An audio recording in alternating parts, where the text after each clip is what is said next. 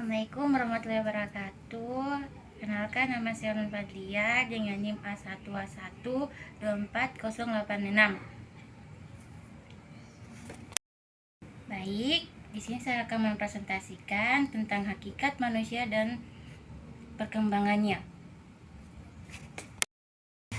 Yang pertama, pembahasan manusia adalah makhluk Tuhan yang paling sempurna yang memiliki ciri khas yang secara prinsip berbeda dari hewan.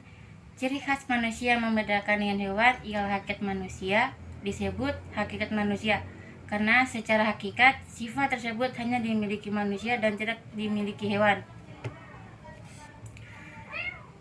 Wujud sifat hakikat manusia. Wujud sifat hakikat manusia ini dikemukakan oleh paham eksistensialisme dengan maksud menjadi dimasukkan dalam membenahi konsep pendidikan, yaitu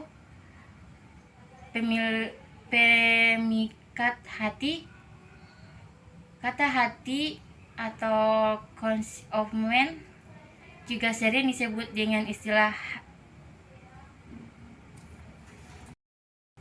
hati nurani, lubuk hati, suatu hati, pelita hati, dan sebagainya.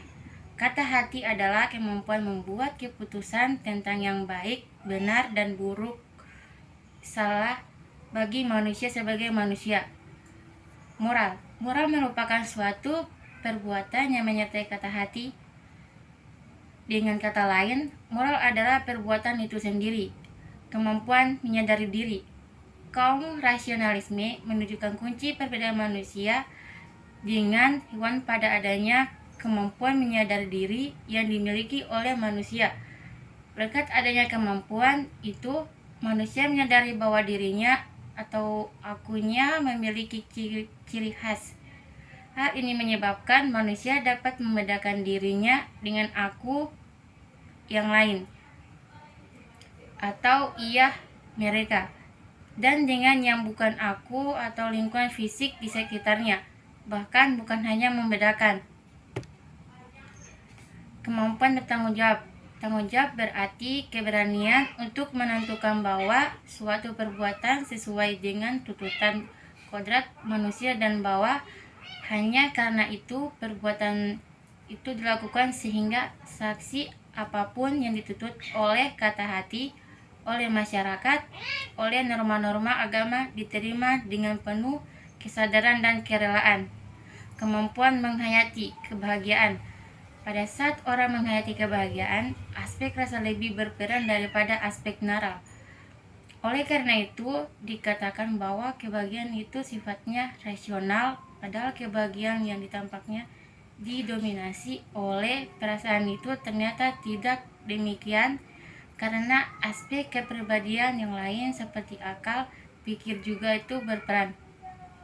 Bukan seseorang hanya menjadi mungkin menghayati kebahagiaan jika ia mengerti tentang sesuatu yang menjadi objek rasa bahagianya itu juga sedang berpikir atau tidak beres kesadarannya, tidak akan sanggup menghayati kebahagiaan.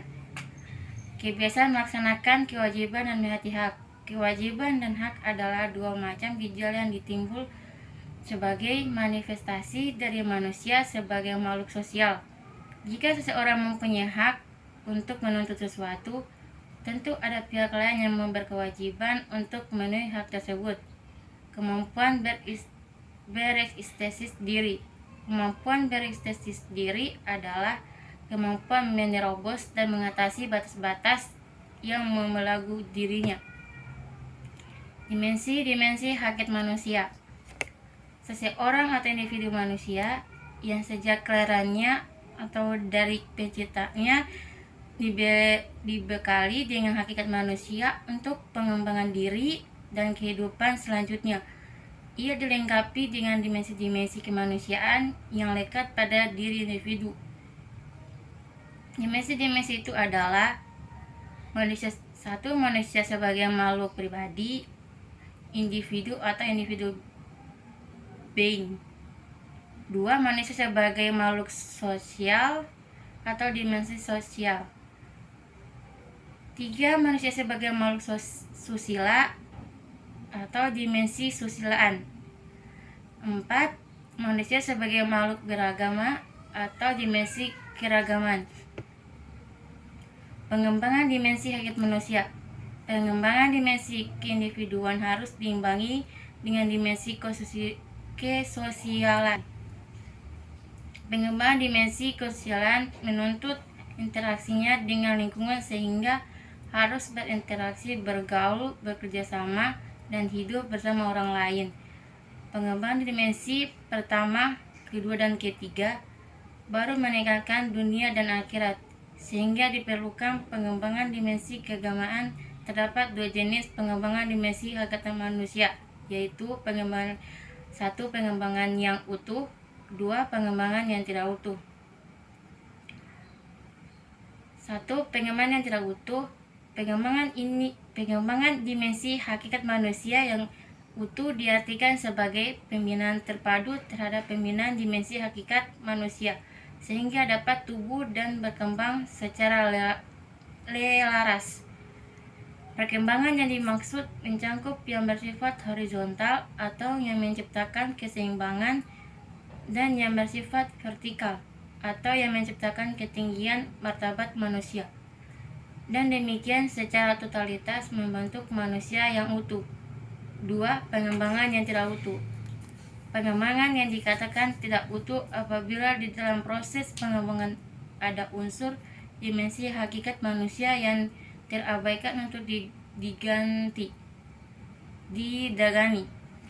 Misalnya, dimensi sosial didominasi oleh pengembangan dimensi keindividualan ataupun domain afektif didominasi oleh pengembangan domain kognitif. Pengembangan yang tidak utuh berakibat terbentuknya kepribadian yang dipincang dan dimantap. Pengembangan yang semacam ini merupakan pengembangan yang patologis. Kesimpulan, manusia merupakan makhluk yang sempurna. Kepribadian manusia memiliki sifat yang unik, potensial, dan dinamis. Penggunaan kebutuhan dan pengembangan diri manusia itu tampaknya memang dapat dilaksanakan dari, untuk, dan oleh manusia itu sendiri. Manusia juga memiliki akal untuk menghadapi kehidupannya di dunia ini. Akal juga memerlukan pendidikan sebagai objek yang akan dipikirkan. Fungsi akal tercapai apabila akal itu sendiri dapat memfungsikan dan objeknya itu sendiri adalah ilmu pengetahuan. Maka dari itu manusia pada hakikatnya adalah makhluk beradaptasi, makhluk sosial, makhluk individu, dan makhluk beragam.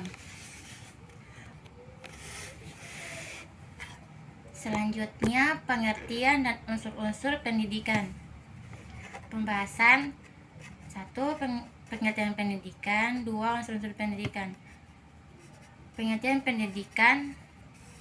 Pengertian pendidikan adalah proses pembelajaran, pengetahuan, keterampilan, dan kebiasaan sekelompok orang yang diturunkan dari satu generasi ke generasi berikutnya melalui pengajaran, pelatihan, atau penelitian. Pendidikan sering terjadi di bawah bimbingan orang lain, tetapi juga memungkinkan secara otodidak. Secara umum, terdapat 3 jenis pendidikan, yaitu pendidikan formal, pendidikan non-formal, dan pendidikan informal. Pendidikan informal adalah pendidikan yang dilakukan oleh anggota masyarakat pada suatu tempat yang didirikan oleh pemerintah daerah dan pemerintah negara, atau SD, SMP, dan SMA. Pendidikan non-formal merupakan pendidikan yang dilakukan oleh anggota masyarakat dalam suatu himpunan, dalam organisasi, atau budaya. Sedangkan pendidikan informasi merupakan pendidikan yang dilakukan oleh anggota keluarga dalam suatu rumah tangga. Pendidikan memiliki 2 fungsi, yaitu memberi arah kepada segenap kegiatan pendidikan merupakan sesuatu yang diinginkan dicapai oleh segenap kegiatan pendidikan. Proses pendidikan merupakan kegiatan mobilitas segenap komponen pendidikan oleh pendidikan terarah kepada pencapaian tujuan pendidikan. Kualitas proses pendidikan bisa dilihat dari dua faktor, yaitu kualitas komponen dan kualitas pengolahan. Unsur-unsur pendidikan meliputi 1. Peserta didik, 2. Pendidik, 3. Tujuan, 4. Isi pendidik, 5. Metode pendidikan, 6. Situasi lingkungan pendidikan. 1. Peserta didik. Peserta didik tidak terlalu menjadi pihak yang menerima informasi dari pendidik saja, namun bisa lain memberikan timbal balik kepada pendidik dan antar peserta didik lainnya. 2. Pendidik. Pendidik dibedakan menjadi dua jenis, yakni pendidik kodratik, yakni orang tua selalu pendidikan pertama sejak individu kedua, dan pendidikan profesi, yakni guru. 3. Tujuan. Setiap pendidikan yang diberikan kepada peserta didik harus memiliki tujuan. Misalnya agar peserta didik pandai berbicara, membaca, dan menulis, berhitung, agar peserta didik memiliki budi pekerti luhur, cinta bangsa dan tanah air, dan lain-lainnya. 4. Isi pendidikan. Isi pendidikan ini berupa materi yang harus disesuaikan dengan tujuan pendidikan dan kemampuan proses pendidikan. 5. Metode pendidikan. Dalam proses pendidikan sering terjadi adanya metode X kurang berhasil diterapkan oleh pendidikan A, tetapi sukses dilakukan oleh pendidik B, sehingga dapat disebut bahwa suatu metode pendidikan tetap memiliki keunggulan dan kelemahan masing-masing. 6. Situasi lingkungan pendidikan. Situasi lingkungan menjadi salah satu unsur paling berpengaruh dalam proses pendidikan. Situasi lingkungan yang dimaksud adalah lingkungan sosial budaya, lingkungan fisik atau bangunan gedung, dan lingkungan alam atau cuaca dan musim. Selanjutnya, landasan dan asas pendidikan serta penerapannya. Pembahasan. Landasan pendidikan adalah fondasi atau dasar tempat berpijakan sesuatu. Sedangkan landasan pendidikan adalah asumsi-asumsi yang menjadi dasar pijakan atau titik tolak dalam pelaksanaan pendidikan dan studi pendidikan. Macam-macam landasan pendidikan. 1. Filosofis. 2. Sosiologis. 3. Kultural. 4. Psikologis. 5. Etik. Asas-asas pokok pendidikan. Asas-asas pokok pendidikan merupakan sesuatu kebenaran yang menjadi dasar atau tumpuan berpikir, baik pada tahap perencanaan maupun pelaksanaan pendidikan. Ada 3 asas pokok di Indonesia. 1. Asas Tutwuri Handayani. 2. Asas belajar sepanjang hayat. 3. Asas kemandirian dalam belajar. Asas Tutwuri Handayani. Asas Tutwuri Handayani merupakan inti dari sistem Among perguruan. Asas yang dicetuskan oleh Ki Hajar Dewantara ini kemudian dikembangkan oleh Drs. RMP Sorokartono dengan menambahkan 2 semboyan lagi.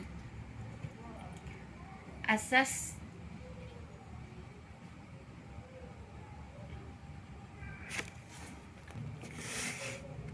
yaitu 1.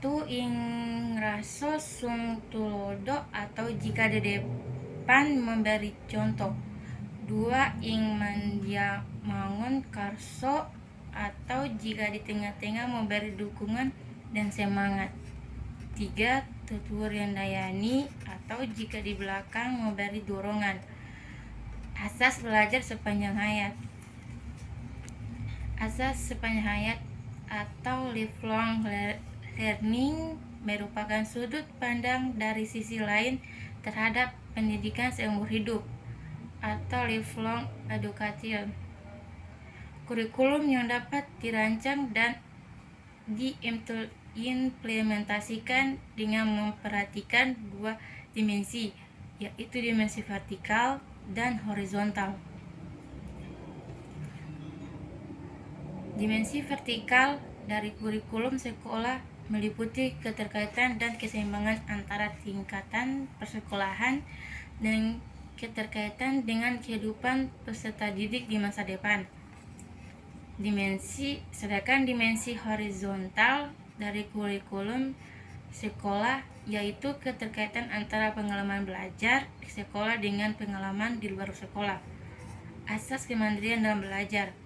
Dalam kegiatan belajar mengajar, sedini mungkin dikembangkan kemandirian dalam proses belajar peserta didik dengan menghindari campur tangan guru, namun guru selalu siap untuk ulur tangan bila diperlukan. Perwujudan asas kemandirian dalam belajar akan menempatkan guru dalam peran utama sebagai fasilitas dan motivator.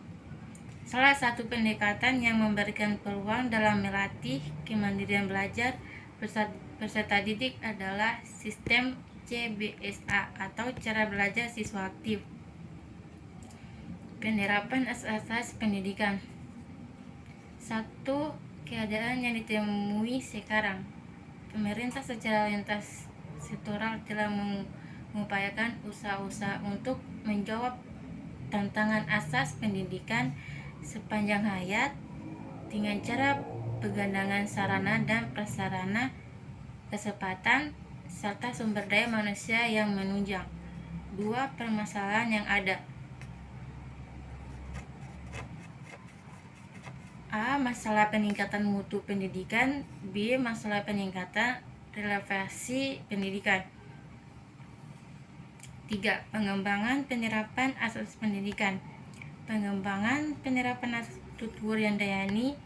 Siswa menjadi menentukan keberhasilan situasi dan guru berfungsi sebagai fasilitator yang membantu siswa untuk mengembangkan kemampuan secara optimal. Pengembangan asas belajar sepanjang hayat atau pendidikan seumur hidup.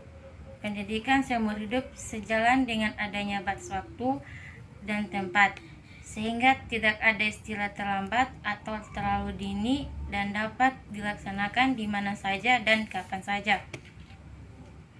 Pengembangan asas kemandirian dalam belajar. Perwujudan asas kemandirian dalam belajar akan menempatkan guru dalam peran utama sebagai fasilitator dan motivator di samping peran-peran lain. Kesimpulan. Landasan filosofi bersumber dari pandangan dalam filsafat pendidikan pasal 2 UU RI 2 tahun 1989 menetapkan bahwa pendidikan nasional berdasarkan Pancasila dan UUD 1945 perkembangan masyarakat Indonesia dari masa ke masa telah mempengaruhi sistem pendidikan nasional. Kebudayaan dan pendidikan memiliki hubungan timbal balik sebab kebudayaan dapat dilestarikan atau dikembangkan dengan jalur mewariskan kebudayaan dari generasi ke generasi penerus dengan jalan pendidikan, baik secara formal maupun informal. Iptek merupakan hasil pemikiran manusia untuk mencapai kehidupan yang lebih baik. Asas pendidikan merupakan suatu kebenaran yang menjadi dasar atau tumpuan berpikir. Ada 3 asas pokok pendidikan, yaitu asas tutur yang dayani, asas belajar sepanjang hayat, dan asas kemandirian dalam belajar. Selanjutnya, perkiraan dan antisipasi terhadap masyarakat masa depan. Perkiraan masyarakat masa depan. Masyarakat Indonesia dan kebudayaan nasional merupakan landasan sistem pendidikan nasional. Landasan sosiokultural merupakan salah satu dasar utama dalam menentukan arah program pendidikan sekolah maupun program pendidikan luar sekolah. Pendidikan merupakan salah satu pilar utama dalam pelestarian dan pengembangan kebudayaan setiap masyarakat. Sistem pendidikan nasional dinyatakan bahwa kehidupan suatu bangsa, pendidikan mempunyai peranan yang amat penting untuk menjamin perkembangan dan bersangkutan. Melalui upaya pendidikan, kebudayaan dapat diwariskan. Kebudayaan dimaksudkan dalam arti luas, yakni keseluruhan gagasan dan karya manusia yang harus dibiasakannya dengan belajar keseluruhan dari hasil budi dan karyanya. Unsur-unsur universal kebudayaan. 1. Sistem religi dan upacara keagamaan. 2. Sistem dan organisasi masyarakat. 3. Sistem pengetahuan. 4. Bahasa. 5. Kesenian. 6. Sistem mata pencarian. 7. Sistem teknologi dan peralatan. Perkembangan masyarakat beserta dengan kebudayaannya sekarang ini makin mengalami percepatan serta meliputi seluruh aspek kehidupan dan penghidupan manusia. Percepatannya perubahan itu terutama karena percepatan perkembangan ilmu pengetahuan dan teknologi. Perubahan yang cepat tersebut mempunyai beberapa karakter umumnya yang dapat dijadikan petunjuk berbagai ciri masyarakat di masa depan. Beberapa di antaranya yang dibahas selanjutnya adalah 1. Kecenderungan globalisasi yang kuat. 2. Perkembangan iptek yang makin cepat. 3. Perkembangan arus informasi yang semakin padat dan cepat. 4. Kebutuhan atau tuntutan peningkatan layanan profesional dalam berbagai segi kehidupan manusia. Keseluruhan hal itu telah mulai tampak pengaruhnya masa kini, serta diperkirakan akan makin penting peranannya di masa depan. Upaya pendidikan dalam mengantisipasi masa depan. Masyarakat masa depan dengan ciri globalisasi, kemajuan iptek, dan kesempatan menerima arus informasi yang padat dan cepat memerlukan warga yang mau dan mampu menghadapi segala permasalahan serta siap menyesuaikan diri dengan situasi baru. Pengembangan pendidikan yang sedang berubah dengan pendekatan sistematika. Pendekatan sistematika adalah melalui perencanaan yang bertahap, sedangkan sistematik menuju pada pendekatan sistem dalam proses berpikir yang mengaitkan secara fungsional semua aspek dalam pembaruan pendidikan. Keberhasilan pengembangan pendidikan tersebut tergantung pada keserasian penggarapan ketiga lapisan itu. Tidak cukup hanya pada tingkat pengambilan keputusan, tetapi harus secara serentak dengan penyiapan kelembagaan dan ketenagaan. Keberhasilan antisipasi terhadap masa depan pada akhirnya ditentukan oleh kualitas manusia yang dihasilkan oleh pendidikan. Pembangunan manusia Pembangunan manusia Indonesia seutuhnya merupakan kunci keberhasilan bangsa dan negara Indonesia dalam abad ke-21 yang akan datang. Oleh karena itu, kajian selanjutnya adalah satu, tuntutan bagi manusia masa depan. 2. Upaya mengantisipasi masa depan. 1. Tuntutan bagi manusia masa depan atau manusia modern. Tantangan-tantangan yang akan dihadapi manusia di masa depan seperti kemampuan menyesuaikan diri dan memanfaatkan dan pengetahuan yang memadai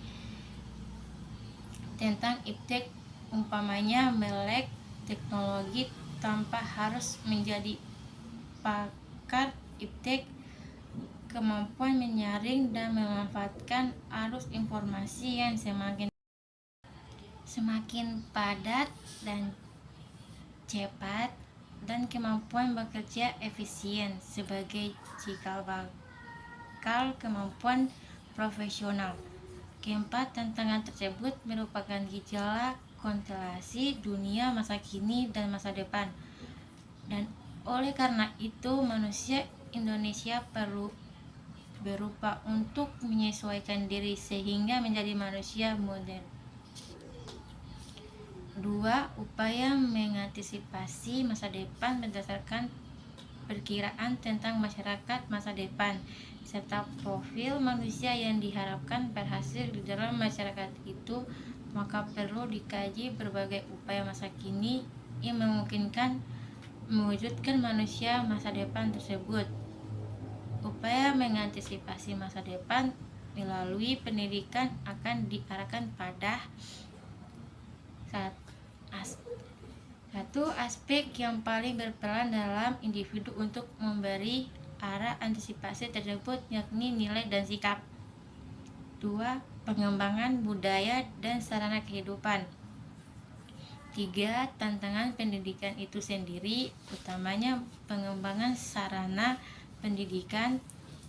Ketika hal tersebut merupakan titik strategi dalam mengantisipasi masa depan tersebut. Kesimpulan, pendidikan merupakan penyiapan peserta didik bagi peranan di masa yang akan datang. Dengan demikian, pendidikan seharusnya selalu mengantisipasi keadaan masyarakat masa depan. Perubahan keadaan masyarakat masa depan yang berlangsung dengan cepat mempunyai beberapa karakteristik umumnya yang dapat dijadikan petunjuk sebagai ciri masyarakat di masa depan, yaitu 1. Kecenderungan globalisasi yang makin kuat. 2. Perkembangan iptek yang makin cepat. 3. Perkembangan arus informasi yang makin padat dan cepat. 4. Tuntutan peningkatan layanan profesional. Pendidikan berwajib mempersiapkan generasi baru yang sanggup menghadapi tantangan zaman baru yang akan datang. Pengembangan pendidikan dalam masyarakat yang sedang berubah dengan cepat haruslah dilakukan secara menyeluruh. Pengertian lingkungan pendidikan. Sehingga lingkungan pendidikan dapat diartikan sebagai berbagai faktor lingkungan yang berpengaruh terhadap praktek pendidikan. Lingkungan pendidikan sebagai lingkungan tempat berlangsung proses pendidikan yang merupakan bagian dari lingkungan sosial. Fungsi lingkungan pendidikan: membantu peserta didik berinteraksi dengan berbagai lingkungan sekitarnya, termasuk lingkungan fisik, sosial, dan budaya. Mengajarkan tingkah laku umum dan mempersiapkan individu untuk berperan dalam masyarakat. Jenis-jenis lingkungan pendidikan: 1. Lingkungan pendidikan keluarga. 2. Pendidikan sekolah. 3. Pendidikan masyarakat. Lingkungan pendidikan keluarga Keluarga adalah lembaga pendidikan pertama dan utama yang dialami oleh anak. Keluarga memiliki beberapa fungsi penting, termasuk edukasi atau mendidik anak menjadi individu yang sehat dan mandiri, sosialisasi atau menyiapkan anak untuk menjadi anggota masyarakat yang baik, proteksi atau memberikan rasa aman bagi anggota keluarga, dan afeksi atau membangun cinta dan kasih sayang di antara anggota keluarga. Lingkungan pendidikan sekolah. Sekolah adalah lembaga pendidikan formal yang dirancang secara sengaja untuk memberikan pendidikan. Sekolah memiliki peran sebagai pendidikan formal yang mencakup aspek kognitif, afektif. Selain itu, sekolah juga bertanggung jawab untuk memberikan pemahaman tentang nilai-nilai dan norma yang berlaku di masyarakat serta mencerdaskan kehidupan bangsa. Lingkungan pendidikan masyarakat. Masyarakat merupakan lingkungan ketiga dalam pendidikan setelah keluarga dan sekolah. Pendidikan dalam masyarakat mencakup berbagai aspek, termaksud pembentukan kebiasaan, pengetahuan, sikap, minat, serta kesusilaan dan keagamaan. Masyarakat berperan dalam membentuk individu berbagai makhluk individu, susila, sosial, dan religius. Kesimpulan. 1.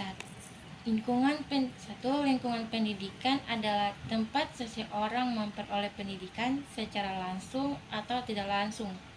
Lingkungan pendidikan terdiri dari lingkungan keluarga, lingkungan sekolah, dan lingkungan masyarakat. 2. Semua lingkungan pendidikan sangat berperan besar dalam pelaksanaan pendidikan dalam mencapai tujuan pendidikan itu sendiri, baik bagi diri peserta didik sebagai makhluk individu maupun sebagai makhluk sosial, susila, serta makhluk religius.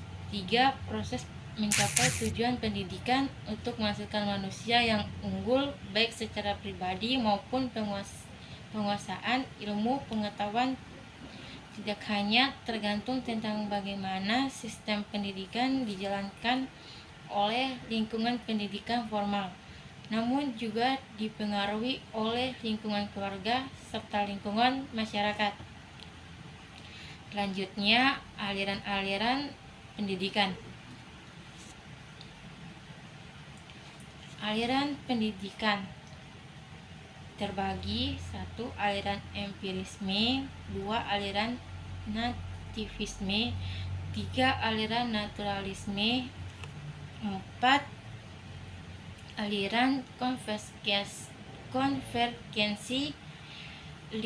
Aliran progresivisme, 6. Aliran konstruktivisme. Aliran empirisme. Aliran empirisme adalah aliran yang mementingkan stimulasi eksternal dalam perkembangan manusia. Aliran nativisme. Schopenhauer. Anak-anak yang lahir ke dunia sudah memiliki pembawaan yang akan berkembang menurut arah masing-masing. Keberhasilan pendidikan anak ditentukan oleh anak itu sendiri. Aliran naturalisme. J. Reussion. Setiap anak yang menurut Reussion, setiap anak yang baru dilahirkan pada hakikatnya memiliki pembawaan baik. Namun pembawaan baik yang terdapat pada setiap anak itu akan berubah sebaliknya karena tidak dipengaruhi oleh lingkungan atau keluarga, sekolah, masyarakat.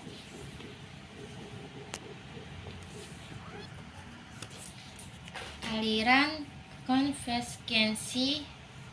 Aliran konvergensi merupakan gabungan dari aliran-aliran di Sebelumnya, aliran ini menggabungkan pentingnya hereditas dengan lingkungan sebagai faktor-faktor yang berpengaruh dalam perkembangan manusia, tidak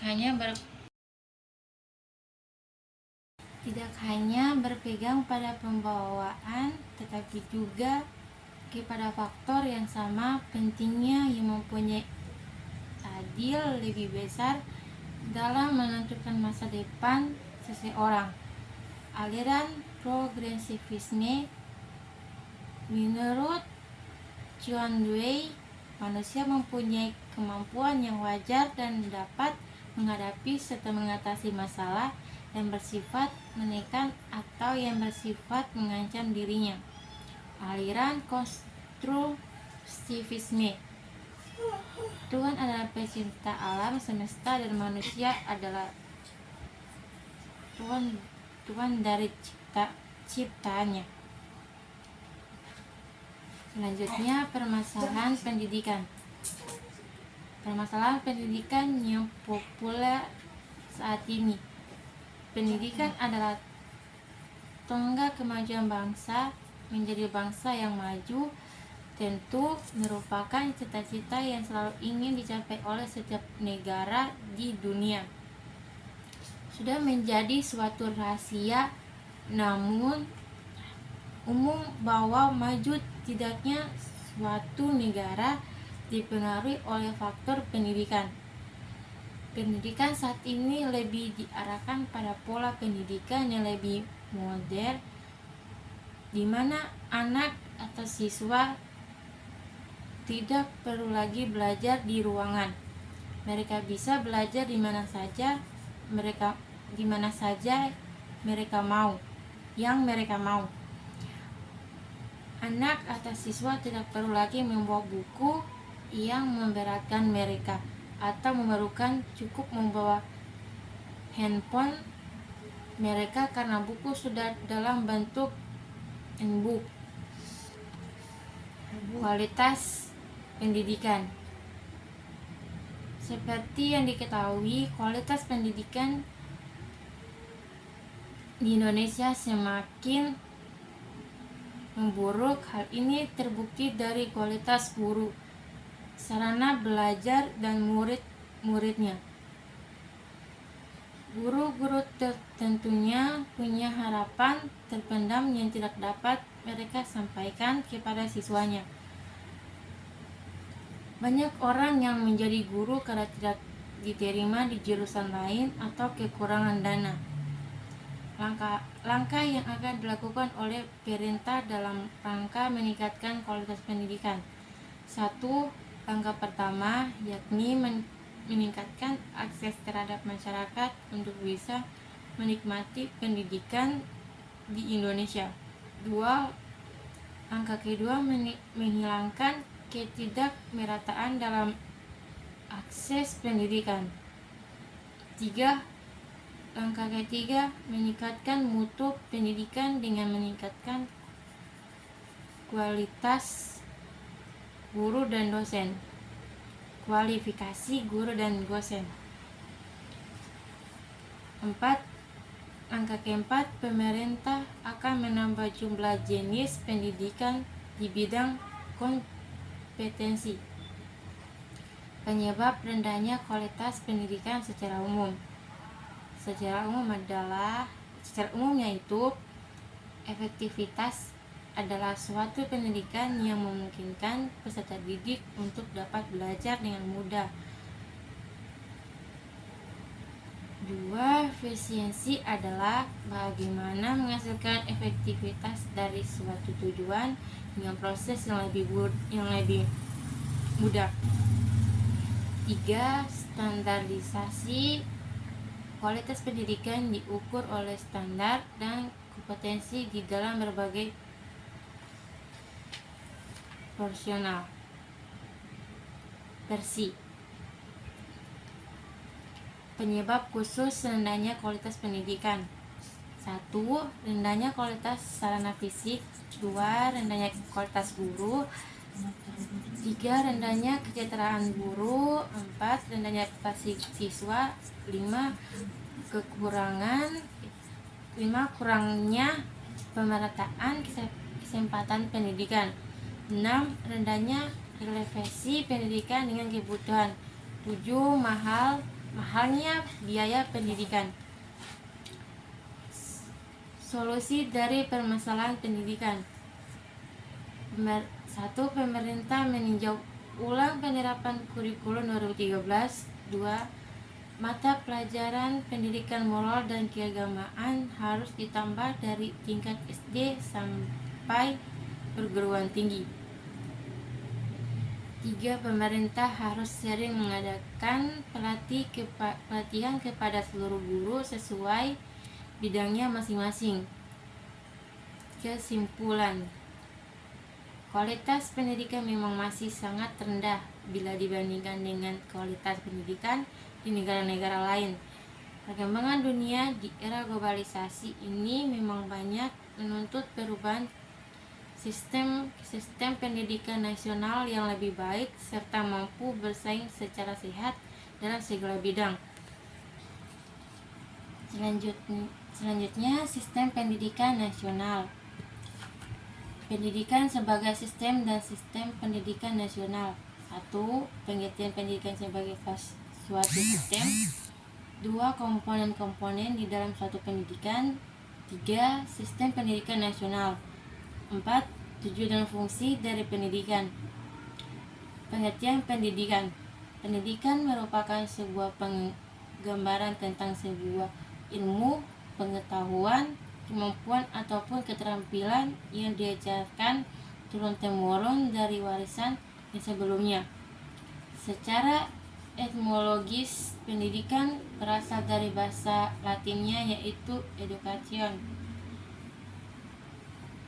Yaitu sebuah proses perkembangan dari dalam keluar, juco atau sedang berkembang. Komponen-komponen pendidikan sebagai sistem. 1. Tujuan pendidikan. Pendidikan di Indonesia ada dan dilaksanakan untuk membentuk manusia menjadi karakter yang memiliki nilai-nilai Pancasila, nilai spiritual, jasmani, aspek kognitif, dan aspek sosial yang dimiliki ikatan dengan lingkungan dirinya sendiri. 2. Pendidikan.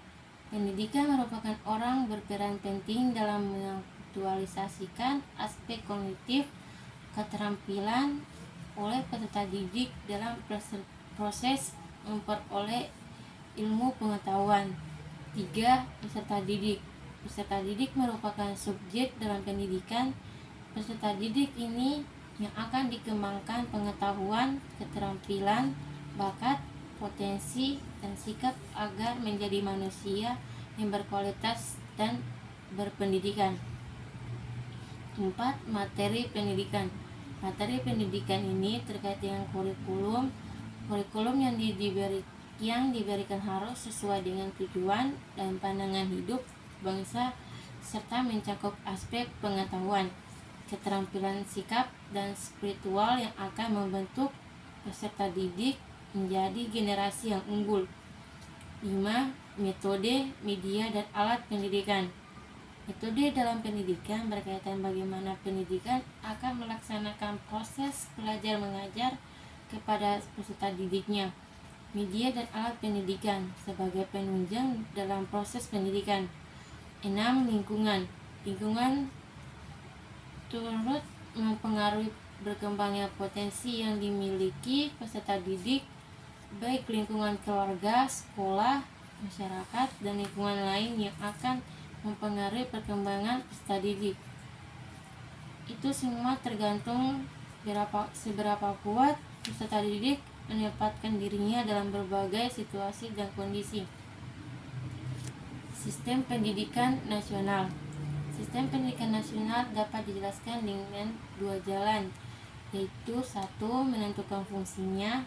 Pendidikan nasional merupakan sistem penyelenggaraan pendidikan oleh negara dalam rangka mewujudkan hak menentukan eksistensi bangsa dalam bidang pendidikan.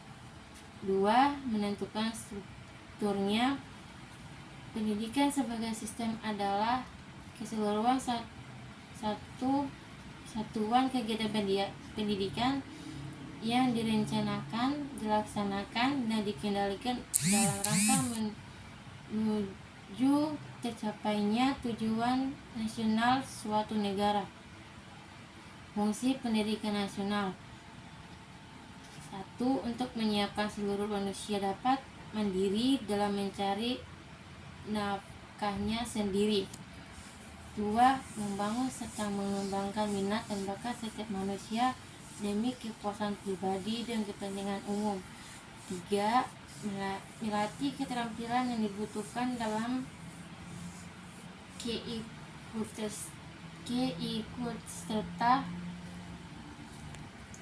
ikut serta dalam berdemokrasi. 4. Memberikan sumber-sumber inovasi sosial di masyarakat. Kesimpulan: berdasarkan pembahasan yang telah disampaikan di atas, dapat disimpulkan bahwa sistem merupakan kumpulan dari komponen-komponen atau unsur-unsur yang saling belajar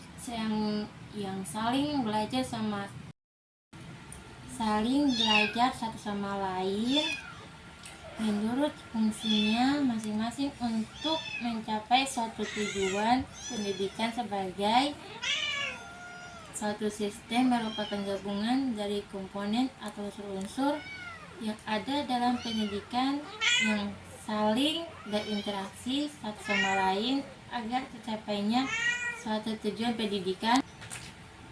Pendidikan sebagai sistem juga terdiri dari berbagai komponen penyusunannya. Komponen-komponen ini saling berhubungan dan berkaitan, tentunya juga bekerja sama untuk tercapainya suatu tujuan pendidikan. Selanjutnya yang terakhir, pendidikan dan pembangunan. Teori pembangunan masa kini telah bergeser dari pembangunan material kepada pembangunan berorientasi manusia